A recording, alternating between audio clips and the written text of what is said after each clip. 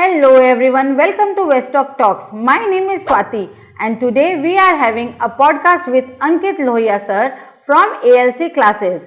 He is a teacher by passion and a chartered accountant and company secretary by profession. He is having experience of more than 8 years and 3000 of subscribers.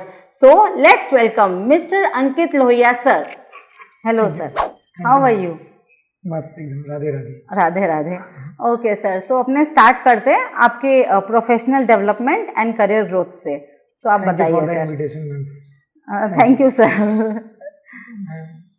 हम CA बने थे 2019 में and CS qualify हुए थे 2015 में okay 2015 में तो मेरे को सीए बनने में काफ़ी टाइम लग गया था it took 8 attempts to clear my CA final okay CA foundation हो इंटर हो ग्रुप 2 हो सब कुछ क्लियर हो गया था तो वो आपके टीचिंग के साथ चल रहा था बिल्कुल ओके 2015 नवंबर में हमने क्लासेस शुरू की थी क्लासेस भी करवाते थे साथ में बच्चों को पढ़ाते भी थे तो क्लासेस और पढ़ाई दोनों साथ में चलता था पढ़ाई में थोड़ा कम ही देते टाइम पर ज़्यादा करके क्लासेस के लिए टाइम चला जाता तो घर पे तो सर सब बोलते होंगे कि तुम अपने पढ़ाई पे फोकस करो और अभी ट्यूशंस कम कराओ बोलते थे पर पैशन होता है पढ़ाना शुरू से दोस्तों को थोड़ा हेल्प कर देते थे शुरुआत से तो पहले वीक स्टूडेंट रहे हैं क्लास 6, 7, 8, 9, 10 जब भी हो मैथ्स में एक बार याद है आज भी क्लास 8 में आई स्कोर्ड 1 आउट ऑफ 100 100 में से 1 नंबर लेके आए थे वहां से लेके आज का जर्नी है सीएस का बहुत सारे बच्चे बोलते हैं हमसे मैथ्स नहीं होता या कोई सब्जेक्ट नहीं होता तो हमसे कोई प्रोफेशन होगा कि नहीं होगा अगर आपको किसी एक सब्जेक्ट में भी अगर इंटरेस्ट है तो आप कैरियर बना सकते हो कोई दिक्कत नहीं है बाकी में आप एवरेज भी रहो या बिलो एवरेज भी रहो बाकी हमारा काम मेहनत करना है समय पे जो मिलेगा अपने आप मिल जाएगा बिल्कुल सर सो दो डिग्री और दोनों ही बहुत टफ और बड़े डिग्री है सीए एंड सीएस तो आपको तो कोई भी बड़े एमएनसी में जॉब इजीली मिल सकता था तो आपके मन में कभी ऐसा नहीं आया कि मैं टीचिंग को प्रोफेशन न बना के बड़े एमएनसी के लिए जॉब के लिए ट्राई करूं बिल्कुल मैम पर हमारे सीए में ना आर्टिकलशिप होती थी हाँ 2012 में सीए इंटर जब हम पास आउट हुए थे तो हमारे पास आर्टिकलशिप का टाइम था 2013, 14, 15 उस समय 3 साल आर्टिकलशिप करते थे तो आर्टिकलशिप में हम समझ गए थे 2 फर्म भी चेंज किए थे एक फर्म चेंज करके फिर दूसरे में वो 3 साल में हम समझ गए थे कि हम कॉर्पोरेट के लिए बने ही नहीं है हमको जो करना खुद का करना है 3 साल में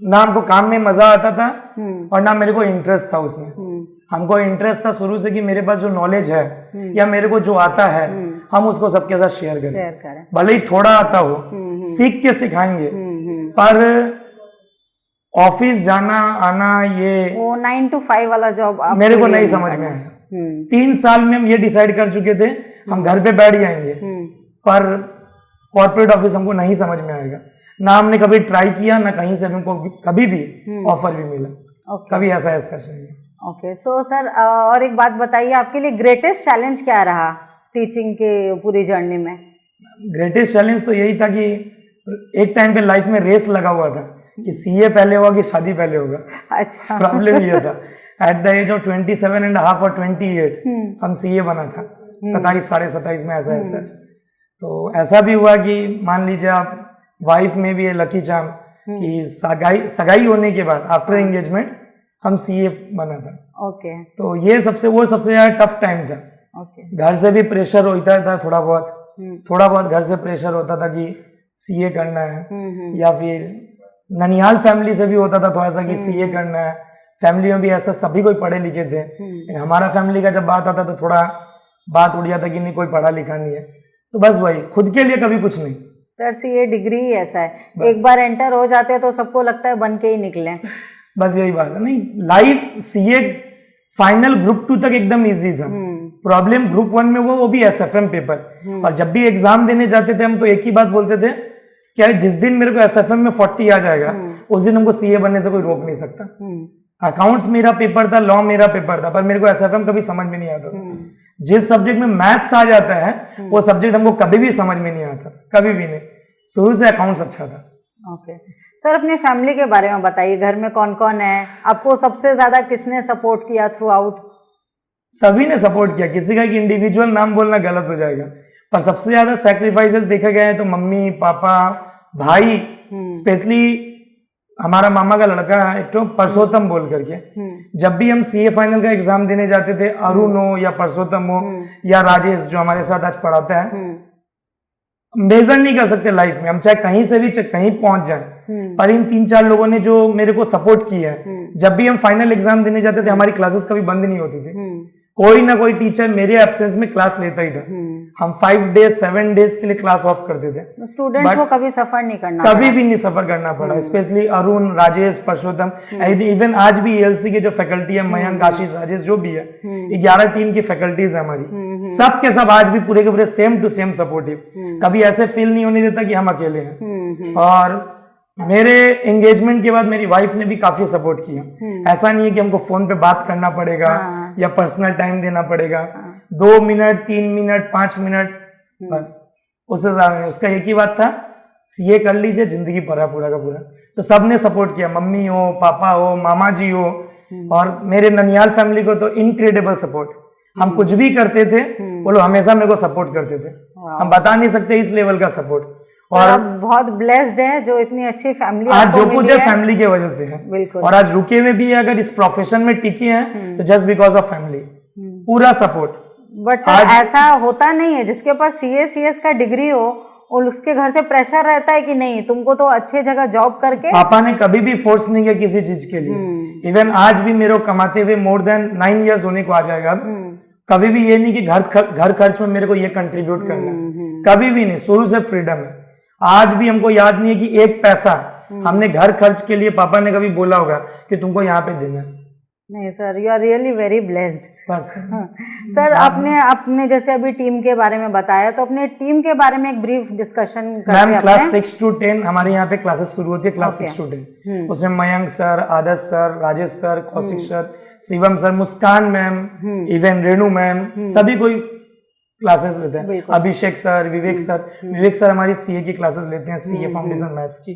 हम पढ़ाते हैं accounts, economics and law, CA foundation के बच्चों को, सीए इंटर के बच्चों को। क्लास 11-12 का इकोनॉमिक्स अकाउंट्स हम देखते हैं, कॉमर्स बीएसटी राजेश सर देखते हैं, अकाउंट्स मेरा भाई भी देखता है, WB board and CBSE board. और बीकॉम की भी कैलकाटा यूनिवर्सिटी हो या बीबीए की क्लासेस हो, सब राजेश भी, हम और अरुण भी देखते हैं। ओके, तो सर आपका पर्सनली आपका फेवरेट सब्जेक्ट कौन सा है? मेरा ऑब्वियस बात है अकाउंट्स। अकाउंट्स है तो हम हैं। आज वो नहीं होता तो हम सोच भी नहीं सकते कि हम क्या कर सकते थे। और सर आपने अभी नया सेंटर भी खोला है, अपने दोनों सेंटर्स के बारे में बताइए। बेलूर सेंटर से तो मैं एस्टेब्लिश किया था अपने घर से, आज भी इवन हम अपने घर पे पढ़ाते हैं। बच्चे कम आए बेसी आए वो बात नहीं है, पर जहां से हमने शुरू किया हम वहां रहना चाहते हैं। सुबह से भले दिन का 2 घंटा हम पढ़ाते हैं, वीक में 2 डेज देते हैं, मंडे और थर्सडे। वहां पर हमारा जो बेसिकली सेंटर है वो जूडियो के पास है, लिलवाल है। And we are planning and we are opening shortly Howrah AC. हम लोग बहुत जल्दी Howrah AC. Thank you ma'am. और शांति नगर में एक है, अक्षय सर के साथ हमारा टाई अप है, वहाँ पे अरुण सर जाके उनके साथ पढ़ाते हैं। अच्छा। तो ऐसे देखा जाए तो 2 सेंटर ऑफिशियली हमारा है, बेलूर एंड लिलवा। शांति नगर अक्षय सर के साथ है और हावड़ा एसी में बात चल रही है अभी। ओके सर, अपने ऑनलाइन और ऑफलाइन स्टूडेंट्स के बारे में बताइए। मैम हम तो शुरुआत से ऑफलाइन ही प्रेफर किए, पर ड्यूरिंग कोविड टाइम हम ऑनलाइन गए थे। हमारा वेबसाइट मेंटेन था 1.5 साल तक, ankitlohiaclasses.com। उस समय इमेंस सपोर्ट बच्चा लोग से, मतलब बता नहीं सकते। बहुत सारे टीचर बोलते होंगे कोविड में हम इफेक्ट हुए या हमारा कुछ डाउन हो गया या फिर हम आउट ऑफ मार्केट होना शुरू हो गए। हमारे यहाँ पे ऐसा कुछ भी नहीं था। काफी, मतलब जितना सपोर्ट हमने सोचा नहीं था उससे ज्यादा सपोर्ट लोगों ने हमें बेलूर, लिलवा, हावड़ा से हमारे वेबसाइट पे ankitlohiaclasses.com पे दिया था। पर उसमें प्रॉब्लम ये थी कि जब हम ऑनलाइन पढ़ाते थे तो ऑफलाइन के बच्चों पे हम फोकस नहीं कर पा रहे थे बेसिक, क्योंकि ऑनलाइन की क्या होती है, टाइमिंग होती है। अब 1.5 घंटे का लेक्चर हो तो हमको 1.5 घंटे में ही खत्म करना है। बहुत सारे कॉन्सेप्ट होते थे, हमको ये बोलना है, पर बहुत बार हम नहीं बोल पाते थे ऑफलाइन, उसके कारण फिर दिक्कत होता था। तो 1.5 साल चलाने के बाद हमने फिर डिसाइड किया कि तो सर वो तो एक फ्लो आ जाता है ना बोलते बोलते, तो उसमें तो टाइम ज्यादा लग सकता है। पर वेबसाइट में और इंटरनेट डेटा कंजम्पशन, चलिए अभी 2024 में 23 में डेटा कंजम्पशन इतनी सारी कंपनी आ गई है, जियो आने के बाद काफी रिफॉर्म आ गया एजुकेशन में। पर उस समय तो जियो फाइबर मार्केट में, तो उस समय लोगों के पास लिमिटेड नेट था। स्कूल का भी क्लास देखना, बच्चों को ट्यूशन का भी क्लास देखना है, अंकित भैया का भी देखना है, इंग्लिश देखना है, मैथ्स देखना है, तो लिमिटेड इंटरनेट होता था। तो पेरेंट्स से काफी बार मेरे को आता था कि सर थोड़ा क्लास ड्यूरेशन आप देखिए, थोड़ा क्लास ड्यूरेशन का फोकस कीजिए। उसके कारण मेरा क्या था, ऑफलाइन का जो बैच था वो बच्चा लोग को थोड़ा इफेक्ट होता था। तो फिर हमने 1.5 साल चलाने के बाद लास्ट में फिर हम ऑफलाइन में शिफ्ट हो गए। पर अब इस साल से हम दोनों चला रहे हैं, ऑनलाइन भी और ऑफलाइन भी। नहीं चलाने के बावजूद भी सर आपके बहुत सब्सक्राइबर्स है, 3000 सब्सक्राइबर्स। एंड सर आपकी आवाज जो इतनी दमदार है, एकदम टीचर के प्रोफेशनल के लिए एकदम सूटेबल, तो अपने टीचिंग स्टाइल के बारे में कुछ बताइए। मेरा एक ही बात मानना है, जो टीचर बच्चों को क्लास में याद नहीं करवा सकता फिर वो टीचर नहीं है। आप ऐसा पढ़ाइए कि बच्चा क्लासरूम में याद करके जाए, घर पे जाके बस 15 मिनट 20 मिनट या हाफ एन आवर देख ले। अकाउंट्स और maths is based on practice. हम इकोनॉमिक्स का बात कर रहे हैं कि क्लासरूम में बच्चों को याद हो जाना चाहिए। चलिए 11 का इकोनॉमिक्स थोड़ा बोरिंग है, हम जानते हैं, बट क्लास 12 आए, सीए फाउंडेशन आए, जहां chapters demand, supply, production, cost, market, national income के सम्स आ जाते हैं। बच्चों को बार बार बार बार बार बार एक ही चीज को आप 4 तरीका से बोलिए, आदमी अपने आप जिसको जो समझना होगा वो समझेगा। और हम वही भाषा बोलना पसंद करते हैं जो बच्चों को समझ में आता है। कुछ बच्चा लोगों को गाली का भाषा समझ में आता है। अच्छा। तो कोई अगर लड़की लोग नहीं रहती है और बच्चे को लगता है कि नहीं, उसको कुछ डबल मीनिंग जाके समझ में आएगा या आउट ऑफ बॉक्स जाके समझ में आएगा, या ये बच्चे का रेंज नहीं है जो ये किताब में लिखा हुआ है, आउट ऑफ रेंज हमको जाके समझाना है, आउट ऑफ बॉक्स। तो देख लेते कि बच्चा मेरे कितना क्लोज है, एनवायरमेंट देख लेते हैं, कोई आसपास क्या, बच्चे को बुरा तो नहीं लगेगा, फिर वो शब्द हम यूज करते हैं ताकि उसको वो समझ में आए, और वो आज समझा है लाइफ टाइम वो बात याद रखे। बिल्कुल ऐसा कोशिश करते हैं। एंड सर जैसे कुछ स्टूडेंट्स होते हैं जिनका तो पिकअप बहुत फास्ट रहता है, वो आज जैसे आप एक बार बोले एक बार में ही समझ गया। कुछ स्टूडेंट होते हैं स्लो लर्नर होते हैं, इंट्रोवर्ट होते हैं, क्लास में पूछते भी नहीं अपने शाय बिहेवियर की वजह से, उनको आप कैसे डील करते हैं? Ma'am generally as a teacher मजा ना वीक बच्चों को ही पढ़ा के आता है।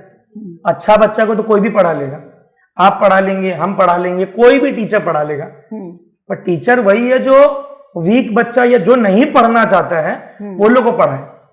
तो वीक बच्चा लोग के लिए की बात यही है कि जैसे कोई चैप्टर्स में 20 क्वेश्चंस है, 20 के 20 हम सबको करवाते हैं, पर जब बात वीक बच्चों का आता तो उनको बोला जाता 5 क्वेश्चन 6 क्वेश्चन।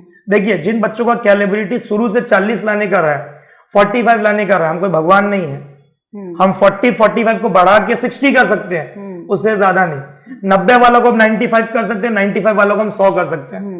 जो बच्चा बचपन से पढ़ा ही नहीं है, पेरेंट्स बोलेंगे सर हमारे बच्चे को टॉप करवा दो, फिर वो गलत जगह पे आ रहे हैं और गलत आदमी से एक्सपेक्ट कर रहे हैं। तो बच्चा लोग को अगर कोई बच्चा वीक है तो उसको उस लेवल का ही क्वेश्चन करवाते हैं, उसको उतना ही समझाते हैं, पूछ लेते हैं बच्चे से क्या करना चाहते हो। बच्चा बोलता है भैया हमारा पापा का तो बिजनेस है, फैमिली बिजनेस है, तो उसके अकॉर्डिंगली उसे टैकल करते हैं, उसको फिर समझाते हैं कि इतना तो पढ़ ले कि पापा का बिजनेस को और थोड़ा आगे बढ़ा सके। बिल्कुल ऐसा नहीं है कि उसको टफ से टफ क्वेश्चन दे के और डिमोटिवेट कर दे, इजी करवा के हमारा कोशिश रहता है उसको बस मोटिवेट किया जाए। कि कोई भी पेरेंट्स हमारे पास भेजते हैं बच्चों को तो बस लेवल से थोड़ा सा ऊपर ला करके बस मोटिवेट करना हमारा काम है। बाकी वीक क्या स्ट्रॉन्ग क्या वो तो अब अपना अपना है, मेहनत पे, वो तो मेहनत पे है सर। और जैसे हम लोग देखते हैं सर कि क्लास 10-12 तक तो पेरेंट्स बहुत ज़्यादा इन्वॉल्व रहते हैं बच्चों की पढ़ाई में, नहीं बोर्ड देना है, टॉप करना है, अच्छे मार्क्स लाना है। सडनली अपने बंगाल में देखते हैं कि क्लास 12 के बाद स्टूडेंट्स का अटैचमेंट पेरेंट्स से दूर हो जाता है। तो इसके लिए आप क्या करते हैं कि पेरेंट्स स्टूडेंट से अटैच रहें, उनके स्टडीज में भी ध्यान दे कि बच्चा आगे क्या करे क्या नहीं करे? देखिए मैम पेरेंट्स के लिए ना एक बात बोलूंगा, बुरा लगेगा अगर सुनेंगे और देखेंगे तो, बट सब बात ना मैम संस्कार का है, संस्कार और पैसा का। आजकल के जो पेरेंट्स आ रहे हैं, जो एनरोलमेंट होता है, शुरुआत से ही बच्चों को पैसा पैसा पैसा, हर चीज बच्चों को पैसा से दिखाया जाता है। आज एक उदाहरण है रामायण में, हम लोग रावण का पूजा नहीं करते हैं, हम लोग पूजा ना राम जी का ही करते हैं, श्री राम जी की पूजा करते हैं हम लोग।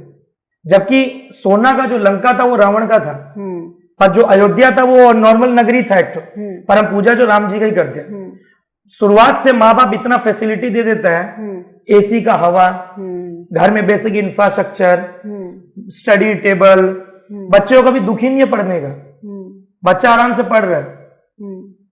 बच्चे को जब तक दुख नहीं होगा, घर में कमी नहीं दिखेगा, बच्चे को अंदर से आएगा ही नहीं हमको कुछ करना है। क्लास 10 12 तक माँ बाप इसलिए कंसर्न है, एक बच्चे के पीछे 5,000 7,000 10,000 रुपया फीस लग रहा है। पर जब कॉलेज में आते हैं कैलकाटा यूनिवर्सिटी का, चलिए से फॉर एग्जाम्पल उमेश चंद 3 3,500 4,000 रुपया लग रहा है सेमेस्टर का। से फॉर एग्जाम्पल सुरेंद्रनाथ कॉलेज या फिर भवानीपुर कॉलेज ही ले लीजिए। पेरेंट्स बोलते हैं हम क्लास 12 तक पढ़ा दिए, 3 साल और पढ़ा देंगे। पेरेंट्स भी बच्चों को बोल बोल के थक जाते हैं, पर बच्चों को ये समझ में नहीं आता कि पेरेंट्स पैसा कहां से कमा के ला रहे हैं। और कुछ पेरेंट्स जो होते हैं बच्चों को शुरुआत से पैसा दिखा देते हैं, इतना फैसिलिटी दे देते हैं कि बच्चे को आगे बढ़ने का मन ही नहीं करता। बच्चा तब तक आगे नहीं बढ़ेगा जब तक वो दुख नहीं देखे। घर पे आपको गरीबी देखना पड़ेगा तो ही आप आगे बढ़ेंगे। ओके सर, अब अपने बात करते हैं कैलकाटा यूनिवर्सिटी के बारे में। आप अपने कैलकाटा यूनिवर्सिटी के लाइक्स एंड डिसलाइक्स के बारे में बताइए। मैम कैलकाटा यूनिवर्सिटी में एक बात एकदम सही है कि सिलेबस बहुत ही इजी है। अच्छा, ये एज ए स्टूडेंट हम बताते हैं सिलेबस बहुत ही इजी है, हम भी स्टूडेंट रहे हैं वहां के और आज टीचर भी है। प्रॉब्लम कैलकाटा यूनिवर्सिटी का मैनेजमेंट का है। बच्चा लोग को ये नहीं पता होता कि हमारी एग्जाम कब होंगी। आज सीए का एग्जाम पता होता है कि मई जून नवंबर दिसंबर, एग्जाम का डेट रिजल्ट भी पता होता 40-45 डेज बाद रिजल्ट आएगा। कैलकाटा यूनिवर्सिटी को पता ही नहीं होता रिजल्ट कब होता है। अभी हम आ रहे थे घर से, मेरी बहन पूछी थी फर्स्ट सेमेस्टर में ये वो, भैया हमारा एग्जाम एमसीक्यू है कि नॉन एमसीक्यू है। आज फर्स्ट सेमेस्टर में आएगा, उसको क्लैरिटी नहीं है, कोई क्लैरिटी नहीं है। आज 5 महीना हो गया उसको, 5th सेमेस्टर में 5 मंथ सॉरी, उसको ये नहीं पता है। हम पूछे अपने पूछिए प्रोफेसर से, बोलते कि कैलकाटा यूनिवर्सिटी से कोई नोटिफिकेशन नहीं है। कैलकाटा यूनिवर्सिटी कब एग्जाम लेगा, वो होता ना बचपन में छुपा छुपी खेलते थे हाइड एंड सीक, हम आ गए एग्जाम लेने को तो हम आ गए, रिजल्ट निकल हम निकाल दिए। सिलेबस लोग थ्योरी पेपर, खाली थ्योरी पेपर भरे पड़े हैं, जबकि ज्यादा करके प्रैक्टिकल पेपर होना चाहिए। स्कोरिंग तो वही होता है प्रैक्टिकल पेपर, बिल्कुल होता है। प्रैक्टिकल पेपर स्कोरिंग भी होता है, स्किल भी बढ़ाता है, और अब मार्केट का डिमांड भी यही है। कैलकाटा यूनिवर्सिटी का कोई प्रॉब्लम नहीं है, बस एक ही है, वो मैनेजमेंट प्रॉब्लम। बच्चों को ये नहीं पता होता मेरा एग्जाम फॉर्म कब भरेगा। और सर कॉलेज के प्रोफेसर और कैलकाटा यूनिवर्सिटी फैकल्टी, उनके बारे में भी कुछ बताइए। उनके बारे में मैम अगर वो लोग पढ़ाते तो आज हम लोग इतना लाइफ में आगे नहीं बढ़ते। शायद कोई इतना स्ट्रेट फॉरवर्ड नहीं बोलेगा जितना हम बोल रहे हैं। और सर स्टूडेंट्स का क्या रिएक्शन है जो 6 सेमेस्टर से बच्चे कॉलेज जाना ही नहीं चाहते हैं। बच्चे बोलते हैं इंफ्रास्ट्रक्चर नहीं है, कुछ कॉलेजेस में बोलते हैं फैकल्टीज ही नहीं है अवेलेबल, प्रोफेसर्स अवेलेबल नहीं है तो वो चौक एंड व्हाइट बोर्ड वाला काम चल रहा है, सिर्फ आ रहे लिख रहे हैं चले जा रहे हैं। जब तक बच्चों को आप मोटिवेट नहीं करेंगे बच्चे नहीं आएंगे। अब बच्चों को कुछ तो दिखाइए, पढ़ाइए मत, मोटिवेट ही कीजिए। नहीं, जैसे कॉलेज में अटेंडेंस तो कंपलसरी कर देते हैं लेकिन प्रोफेसर्स ही नहीं आते हैं। वो बात भी सही है मैम, गलती बच्चों का भी है, प्रोफेसर का ज्यादा है। बिल्कुल, बात वही है। एंड सर जो 8 सेमेस्टर में चेंज हो गया है सिलेबस अभी 6 सेमेस्टर से, तो स्टूडेंट्स का क्या व्यू है इसके बारे में? मेरे हिसाब से ये सही है। अच्छा, जितना समय आप बिताएंगे आफ्टर क्लास 12 ग्रेजुएशन के अंदर, आपको उतना ही स्किल, उतना ही नॉलेज, उतना ही ट्रेनिंग मिलेगा। जैसे आपको आईटी ट्रेनिंग हो गया, कम्युनिकेशन हो गया। यूनिवर्सिटी को क्या करना चाहिए, 2 चीजों पे काम करना चाहिए बच्चा लोग का, एक कम्युनिकेशन स्किल पे और दूसरा कंप्यूटर। हालांकि 6 सेमेस्टर में आईटी का, 5th में आईटी का पेपर प्रैक्टिकल कॉलेज करवाता है, बच्चे सीरियसली नहीं लेते हैं क्योंकि वो लोग करवा उस वे में रहा कि बच्चा सीरियस नहीं हो पा रहा। आप प्रोफेशनलिज्म थोड़ा सा लाइए, थोड़ा स्ट्रिक्ट हो जाइए, बच्चा अपने आप लाइन पे आ जाएगा। ओके। एंड सर आप तो सीए, सीएस, सीएमए भी पढ़ा रहे हैं, तो सर ये तो जैसे प्रोफेशनल कोर्सेज है और काफी टफ कोर्सेज है, तो स्टूडेंट को तो इसके लिए स्टार्टिंग से ही फोकस्ड रहना पड़ेगा, सीरियस रहना पड़ेगा। तो उसके लिए आप स्टूडेंट को कैसे गाइड करते हैं कि तुम लोग को स्टार्टिंग से ही पूरा फोकस्ड रहना है इन कोर्सेज के लिए? मैम जब बच्चा क्लास 11 में हमारे पास आता है ना, वो पहला महीना, दूसरा महीना या हार्डली 3 महीना में वो डिसाइड कर लेता है। क्लास 11 में ही डिसाइड कर लेता है। जैसे कि हम खुद सीए सीएस है तो बहुत सारे बच्चे हमको देख के ही मोटिवेट हो जाते हैं कि अगर अंकित भैया कर सकता तो हम क्यों नहीं कर सकते। अगर हम क्लास में आते ही बच्चों को बोल देते कि देखो भाई हम अपना जर्नी क्लास 8 मैथ्स 1 नंबर, मतलब क्लास 8 में हमको आज भी याद है 1200 या 1300 नंबर का एग्जाम होता था। हाँ। 12 या 13 पेपर, हम उसमें से 11 में फेल होते थे। अच्छा। या 10 में फेल होते थे। अंकित लोहिया को सिर्फ 2 ही सब्जेक्ट में पास होता था, एक था जीके, एक था मॉरल साइंस। अच्छा। तो बच्चों को ये बात फर्स्ट क्लास में बताया था कि अगर हम यहाँ पहुंच चुके हैं तो फिर आप क्या हैं। तो बच्चा लोग को क्लास 11 में ही मोटा मोटी डिसाइड हो जाता है कि हमको आगे जाके सीए करना है, सीएमए करना है, सीएस करना है, कि पापा का या मम्मी का कोई आगे बिजनेस को ही बढ़ाना है। सर आप तो बहुत बड़े इंस्पिरेशन है एक तरीके से स्टूडेंट्स के लिए। इंस्पिरेशन आपको हम स्टार्टिंग में क्या बोले थे, फैमिली। हाँ। मेरे को फैमिली बाय गॉड ग्रेस ऐसा मिला है, जितना भी बड़ा चैलेंजेस आए बस फैमिली रहता साथ में तो हम हैं, और जब तक वो हैं तब तक कितना भी गिर जाए तो भी हैं, कितना भी उठ जाए तो भी हैं। Okay. And sir CA, CS, CMA जो कोर्सेज है उसमें तो फर्स्ट अटेम्प्ट में मोस्टली कोई क्लियर नहीं कर पाता है, तो जो स्टूडेंट्स बैक कर जाते हैं, फेल कर जाते हैं, उनको आप आगे कैसे मोटिवेट करते हैं कि नहीं इस बार नहीं हुआ कोई बात नहीं, अगली बार और अच्छा से? मैम एक ही बात उन बच्चा लोग को हम बोलते हैं हमेशा कि सक्सेस जो है ना वो समय मांगते हैं। अब जिस चीज पे बार बार समय दोगे वो आपको आज नहीं तो कल मिलेगा ही मिलेगा, जरूर मिलेगा। आप लगे रहिए। मेरे जान पहचान में हम जानते हैं 15 attempt CA, 16 attempt, 17 attempt, 20 attempt, patience मांगता है। हम मानते हैं कि सबका घर का हालात एक जैसा नहीं होता, कमाना पड़ता है, ठीक है। अब दिन में 2 घंटा अपनी स्टडीज को दे दीजिए, ओनली 2 आवर्स, चाहे सीए हो, चाहे सीएस हो, चाहे सीएमए हो, 10 अटेम्प्ट लगेगा, पर 2 घंटा अगर आप रोज पढ़ोगे तो आप क्लियर हो जाओगे। और भगवान ना करे आप 10 अटेम्प्ट दोगे ही क्यों, एक ही अटेम्प्ट में हो जाओगे, पर आप रोज थोड़ा पढ़िए। बस एक ही चीज है, वो है समय। अगर आप समय किसी चीज को दे रहे हो तो वो होगा। और मैम ये बात भी सच है, हम जब 8 साढ़े 8 साल पहले पढ़ाना शुरू किए तो आज में बच्चा लोग में भी डिफरेंस आ गया है। पहले के बच्चों को क्या था, उतना फोर्स नहीं करना पड़ता था पढ़ने के लिए, बोलते थे पढ़ लेता था। आजकल बच्चे ऐसे आ रहे हैं, हम कितना भी फोर्स कर दे वो नहीं पढ़ेगा। सर ये कोविड के बाद ज्यादा हुआ है ना? बहुत ज्यादा बढ़ गया। कितना भी उन लोग को बोल दीजिए, कितना भी फोर्स कर दीजिए, दे विल नॉट स्टडी। और सर ये क्रैश कोर्स कैसा रहता है, स्टूडेंट को परस्यू करना चाहिए क्रैश कोर्स या रेगुलर कोर्सेज? मैम हम तो पूरा बोलेंगे हमेशा रेगुलर के लिए जाना चाहिए। एज ए टीचर हम क्रैश कोर्स करवाते हैं, बट वो बस बच्चों को पास करवाने के लिए। आप जब किसी ऑफिस में जॉब मांगने के लिए जाओगे, इंटरव्यू में बैठोगे, आपको कोई सम्स करने के लिए नहीं देगा कि चलिए ये आपको अकाउंट्स का एक सम्स दिया करके दीजिए, या आपको इकोनॉमिक्स का क्वेश्चन दिया ग्राफ दीजिए। क्रैश कोर्स में क्या होता है, ये क्वेश्चन आया लास्ट 10 इयर्स का, ये आपका सॉल्यूशन है, this is the way you will have to frame your answer. आपको अपना आंसर इसी तरीका से फ्रेम करना है, बस। क्रैश कोर्स में यही होता है, नॉलेज वाइज कुछ नहीं होता है, बस हम पढ़ाते हैं, बच्चे पढ़ते हैं, पास हो गए। ओके। एंड सर जैसे कि आपके पास कोई स्टूडेंट आता है आफ्टर ग्रेजुएशन, ठीक है, और आपको बोलता है कि मुझे और हायर स्टडीज परस्यू नहीं करना, मुझे डायरेक्टली जॉब करना है, तो उसको आप कैसे आगे डील करेंगे कि हायर स्टडीज तुमको करना चाहिए, आगे फ्यूचर के लिए अच्छा रहेगा? उन बच्चा लोग को ना एक ही बात बोलते हैं, तुम अभी जॉब करने जाएगा 15,000, 20,000, 25,000 अच्छा लगेगा, क्योंकि शुरुआत में कुछ है नहीं तो 25,000 मिल रहा है। पर जब आपका एज 26, 27, 28 या 30 साल हो जाएगा, उस समय फिर 25 से बढ़ के 40 ही होगा।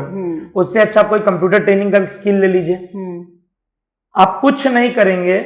आज मैम इंडिया में 1000 से ज्यादा यूनिवर्सिटी है जो एमबीए करवाती है। कोर्स 50,000, 60,000 से शुरू होता है, 30 लाख 35 लाख तक जाता है। हाँ। अगर आप 30-35 लाख अफोर्ड नहीं कर सकते, 15 लाख अफोर्ड नहीं कर सकते, 10 लाख नहीं, 5 लाख नहीं, 50,000 तो है आपके पास। अब उस यूनिवर्सिटी से कीजिए, अपने अंदर कुछ वैल्यू एडिशन कीजिए, अपना कम्युनिकेशन स्किल बढ़ाइए, आईटी सेक्टर में आप जाने की कोशिश कीजिए। लोग मार्केटिंग की तरफ जाते हैं, हम ये नहीं बोलते मार्केटिंग खराब है, पर अगर आपको बेहतर करना है कुछ, go towards human resource, go towards IT sector. Marketing अच्छा है, पर मार्केटिंग में मैम भीड़ बहुत ज्यादा है। हाँ। हर दूसरा आदमी मार्केटिंग में लगा हुआ है। आप थोड़ा सा स्किल अपने अंदर बढ़ाइए, थोड़ा कंप्यूटर ट्रेनिंग ले लीजिए, आप टैली सीख लीजिए। अब टैली में कितने सारे हैं, टैली सीख लीजिए, जीएसटी टैली सीख लीजिए, आप टैक्स ऑडिट, रामकृष्ण मिशन इतना अच्छा सिखाता है बच्चा लोग को, आईसीए हो गए। आप लोग हैं मैम, हम इतना बाहर लोग का एग्जाम्पल क्यों दे रहे हैं? आप लोग बच्चा लोग को सपोर्ट करने के लिए इतना। बिल्कुल सर। सर आप ईयरली कुछ सेमिनार या कुछ स्किल डेवलपमेंट का कुछ प्रोग्राम करवाते हैं? बिल्कुल मैम। ओके। हर जनवरी एंडिंग फरवरी फर्स्ट वीक में हमारे पास 5-6 ऐसी यूनिवर्सिटीज है जो कांटेक्ट करती है कि सर हमें सेमिनार करवाना है। हम, और अगर वो नहीं भी कांटेक्ट करते हम खुद कॉल करके बोल देते हैं कि आइए हमारे बच्चों को थोड़ा गाइड कीजिए। ओके। हम लोग खुद बोलते हैं कि थोड़ा सा बच्चा लोग को गाइड कीजिए, क्योंकि बच्चा लोग क्लास 12 के बाद ग्रेजुएशन, और मैम ये एकदम बीटर ट्रूथ है कि जो बच्चा 12 के बाद सिर्फ ग्रेजुएशन करता है उससे अच्छा बच्चे को ना क्लास 10 में ही पढ़ के छोड़ देना चाहिए था, क्योंकि ग्रेजुएशन का डिग्री और क्लास 10 का डिग्री में कोई डिग्री बोलता है मतलब पास सर्टिफिकेट में कोई अंतर नहीं है, क्योंकि बच्चा सीरियस 12 तक ही रहता है, ग्रेजुएशन में आके सीरियस नहीं होता। हाँ, ग्रेजुएशन के बाद आप वैल्यू एडिशन कर रहे हो, आप रेलवे का एग्जाम्स दे रहे हो, बैंकिंग का एग्जाम्स दे रहे हो, एमबीए का प्रिपरेशन कर रहे हो, एमकॉम तक कर रहे हो, आप बीकॉम के साथ एमकॉम एडिशन कर लीजिए, क्या कुछ भी मतलब हायर डिग्री होना ही चाहिए। 100%। बिल्कुल। एंड सर आप कॉमर्स के टीचर हैं, तो कॉमर्स के बाद क्या क्या हायर प्रोफेशनल डिग्री अवेलेबल है मार्केट में?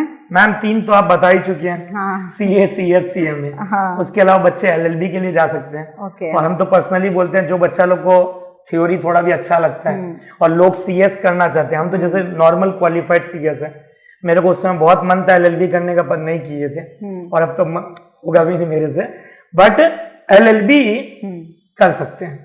एलएलबी हो गया, सीएफए कर लीजिए अगर आपका फाइनेंशियली बैकग्राउंड बहुत अच्छा है, अब सीएफए कीजिए, कॉस्टली होता है, कॉस्टली होता है, और मैम नहीं तो एमबीए कीजिए। मेरा ये मानना है आपका पापा का बिजनेस है फिर भी आप एमबीए कीजिए, कि पापा के बिजनेस के लिए आप थोड़ा वैल्यू एडिशन कर सकते हो। एमबीए करके आप कोई कैंपस में बैठिए, प्लेसमेंट लीजिए, 1-2 साल वहां से ट्रेनिंग लेकर के आइए, और वो ट्रेनिंग लेकर के आप थोड़ा सा अपने फादर के बिजनेस को और एक्सटेंड कर सकते हैं। Okay sir. और फादर का बिजनेस ज्वाइन करने से पहले आदमी को 1-2 साल कहीं काम करके आ जाना चाहिए। तरीका स्टार्टअप के लिए भी जरूरी है एमबीए करना? ऐसा स्टार्टअप के लिए ओनली आइडिया एंड फाइनेंस। अच्छा। उसके लिए मेरा ये सोच है, सबका अपना अपना ओपिनियन है। स्टार्टअप के लिए आइडिया चाहिए और फाइनेंसर चाहिए बस, बाकी फिर हम ऐसे हैं, अगर हम स्टार्टअप किए हैं तो हम भी 4-5 एमबीए बना देंगे उस टाइप का। Okay sir. तो स्टूडेंट्स को सर जैसे कि कोविड के बाद आप बता रहे हैं इन लोग इतने फोकस्ड नहीं है, पढ़ना नहीं चाहते हैं, तो स्टूडेंट्स को डिस्ट्रैक्शन से दूर रहने के लिए आप कुछ बताइए। बताना कुछ नहीं है मैम, उनके घर पे पेरेंट्स हैं, पेरेंट्स का तो लोग सुनते नहीं है ना, लेकिन सर का जरूर सुनते हैं। सुनने का किसी का नहीं है, माँ बाप को देखना है। वो जो पापा आपका स्कूल फीस भर रहा है, ट्यूशन फीस भर रहा है, क्या सोच के भर रहा है, क्या करके भर रहा है, वो माँ के बारे में सोचिए, और तो क्या बोल सकते हैं। डिस्ट्रैक्शन है, सबके लाइफ में होता है। आप सोशल मीडिया यूज कीजिए, दिन में 1 घंटा निकाल लीजिए। हम ये नहीं बोलेंगे एकदम यूज मत करो फोन, ये मत करो, नहीं। आप सोशल मीडिया यूज कीजिए, मोटिवेटेड रहते हो, टच में रहते हो, और नेटवर्क बनता है। सोशल मीडिया से सबसे बड़ा चीज आजकल network is equal to net worth. अगर आपका नेटवर्क अच्छा है तो आपका नेटवर्क ऑटोमेटिकली बढ़ जाएगा। तो आप सोशल मीडिया यूज कीजिए, हम तो यही बोलेंगे आप सोशल मीडिया यूज कीजिए, बट कुछ काम का चीज, ढंग का चीज देखिए, खाली रील्स देखने से नहीं होगा आपका। एंड सर आप अभी जैसे रामायण के बारे में बता रहे थे, तो स्पिरिचुअल रहने के लिए भी इन लोगों को कुछ बताइए। मैम आप अपना सिर्फ और सिर्फ भगवान का पूजा करो मत करो, भगवान का नाम लो मतलब, पर अपना पितर देवता का, अपने गुरु महाराज का नाम जरूर लेना चाहिए। भगवान मेरे हिसाब से बाद में आते हैं, पर आपके जो पितर देवता होते हैं, हमारे जैसे कालू मामा जी है, आज हम जो कुछ है उनके वजह से है। आज हमारे घर पे मेरी दीदी हुआ करती थी, जो सपोर्ट है इमेंस, वो मेरे लिए, वो हमारे घर के लिए पूरी की पूरी भगवान की जैसी थी। आज हमारे परिवार में जो कुछ है वो हमारी दीदी का दिया हुआ है। आज अगर वो नहीं होती तो हमारे परिवार में कभी कुछ नहीं होता, कुछ भी नहीं। तो आपको भगवान बोल लो, दादा बोल लो, दादी बोल लो, आप भगवान का पूजा मत करो, कोई बात नहीं, आप माँ का ही पांव छू लीजिए बस, दिन में 1 बार काफी है। बिल्कुल सर, काफी है। सर बहुत मजा आ रहा है आपसे बात करके। लास्ट में सर अपनी इस बुलंद आवाज में एकदम स्टूडेंट को मोटिवेटेड रहने के लिए आप कुछ बोलिए। इतना ही बोलेंगे, मंजिल उन्हीं को मिलती है जिनके सपनों में जान होती है। पंखों से कुछ नहीं होता, हौसलों से उड़ान होती है। वाह। आप बस मोटिवेटेड रहिए, बस थोड़ा सा मोटिवेटेड रहिए। और सबसे बड़ा चीज आपको मैं एक ही बात बोलेगा, वो है अपना सेल्फ डिसिप्लिन। अगर आप डिसिप्लिन में नहीं हो, आप अगर डिसिप्लिन में नहीं रहोगे, कभी भी दुनिया आपको कभी भी ना तो भाव देगा ना तो टाइम देगा, और फिर इंसल्ट और इनडिसिप्लिन फ्यूचर में आपको सहना पड़ेगा। अगर अभी से आप डिसिप्लिन में रहोगे तो अच्छा रहेगा। बस इतना ही बोलूंगा ma'am. So nice, sir. It was a pleasure talking to you. So this was like the end of our episode. Please do not forget to like, share and subscribe our channel. And for more such content, please share this video to your loved ones and your family. Thank you so much.